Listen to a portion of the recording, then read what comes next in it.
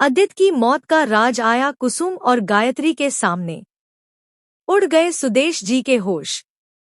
ये सब लोग अभी तक यही मान बैठे थे कि अदित इन्हें छोड़कर चला गया है, सिर्फ और सिर्फ उस सौम्या के कहने पर। लेकिन मंगल ने इनसे यह गहरा और काला राज छुपाया कि इनका बेटा अदित सक्सेना अब जिंदा नहीं है। आज से 5 साल पहले ही अदित की एक दुर्घटना में मौत हो गई थी। हालांकि इन सारी चीजों के बारे में ईशाना को भी पता था, लेकिन कोई भी कुसुम और सुदेश जी को बताने की हिम्मत नहीं कर रहा था।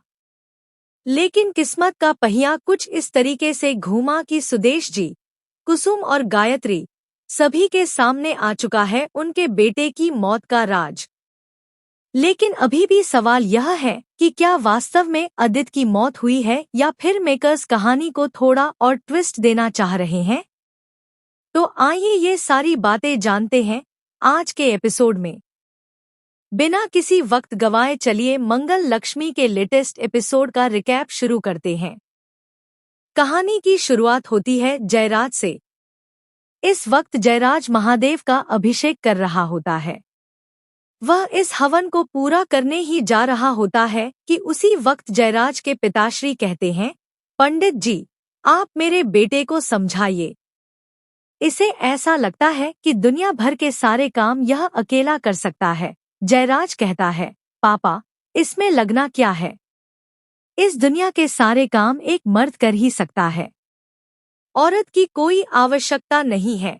जयराज के पिताश्री कहते हैं, देख लीजिए पंडित जी, इसकी मानसिकता कैसी हो गई है। महादेव का प्रसाद अगर औरत बनाए तो उसका स्वाद ही कुछ अलग होता है। महादेव का आशीर्वाद भी अलग प्रकार से मिलता है। जयराज कहता है, पिताजी, ऐसा कुछ भी नहीं होता। बल्कि मैंने तो इस पूरे शहर के सबसे बड़े मशहूर शेफ से प्रसाद बनवाया है। प्रसाद में थोड़ी सी भी कमी नहीं है। और यह पहली बार थोड़ी न है कि हम यह आयोजन कर रहे हैं। हम तो हर साल महाशिवरात्रि के दिन यह आयोजन करते हैं और इस पूरे आयोजन में कोई भी महिला आमंत्रित नहीं होती। लेकिन उसके बावजूद भी यह हवन बहुत अच्छे से होता है और महादेव का आशीर्वाद भी हम पर बना ही रहता है। जब तक पैसों की कमी नहीं होगी, तब तक भोग की भी कमी नहीं होगी। जयराज के पिताजी कुछ नहीं कहते।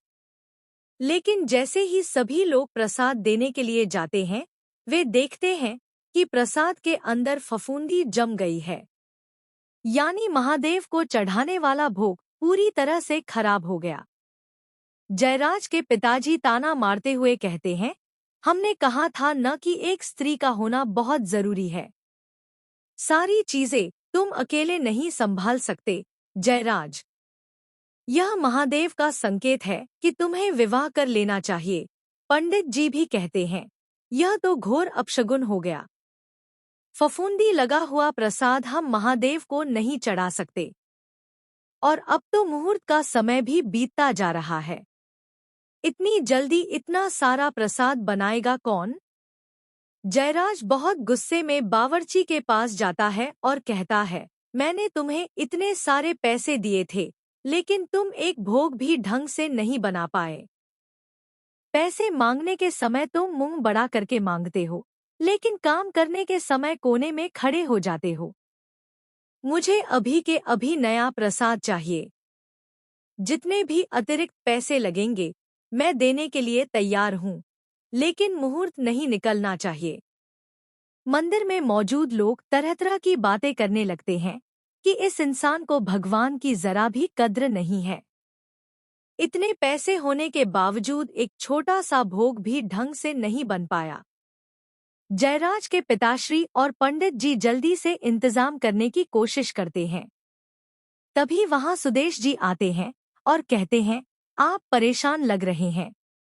अगर किसी मदद की जरूरत हो तो बताइए।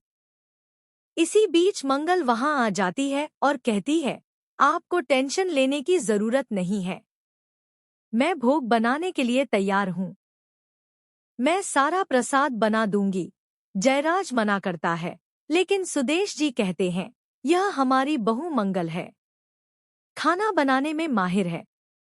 इसके हाथ का स्वाद लाखों लोगों को पसंद आता है। महादेव का प्रसाद यह पूरे दिल से बनाएगी। जयराज के पिताश्री बताते हैं कि सुदेश उनके बचपन के दोस्त हैं। जयराज उनके पैर छूता है और मना नहीं कर पाता। मंगल प्रसाद बनाना शुरू कर देती है। आखिरकार मंगल और शुभी मिलकर भोग तैयार कर लेते हैं और मंदिर में ले आते हैं। जयराज को यह बिल्कुल पसंद नहीं आता, लेकिन वह कुछ कर भी नहीं सकता। जयराज के पिताश्री कहते हैं, मंगल बेटा, इस बार प्रसाद तुम ही बांटो। जयराज के पिताश्री को मंगल पसंद आने लगी है और वे चाहते हैं कि मंगल उनकी बहू बने। हालांकि